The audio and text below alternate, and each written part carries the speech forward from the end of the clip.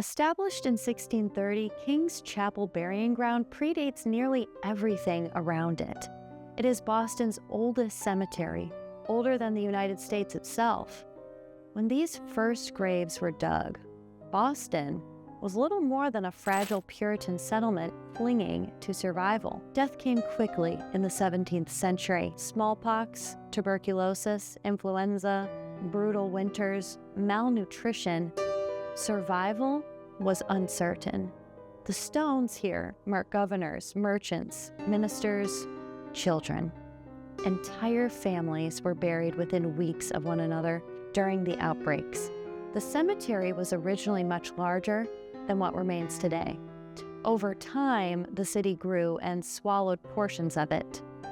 Look closely at the gravestones, and you'll see winged skulls carved into slate. These are not gentle angels. They are death heads, stark reminders of mortality.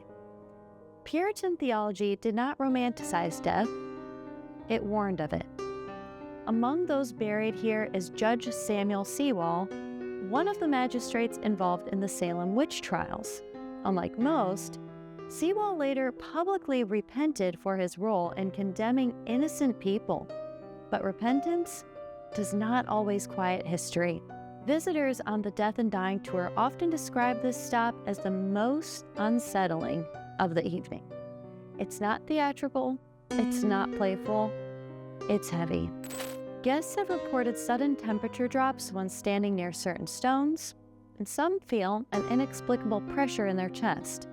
Others say they sense someone is standing just beyond the iron fence, watching from the shadows.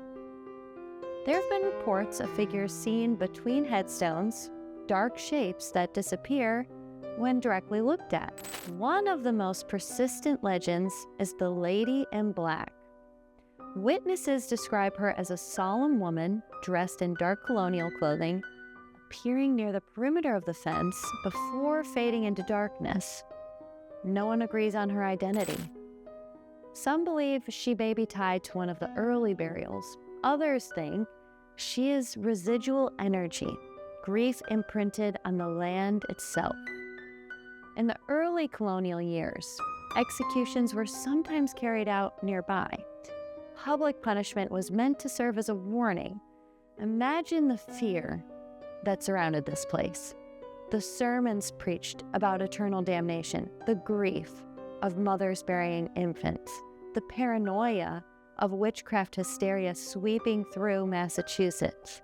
This ground absorbed it all. Unlike many cemeteries, King's Chapel Burying Ground feels enclosed, compressed by the modern city, pressing in from all sides.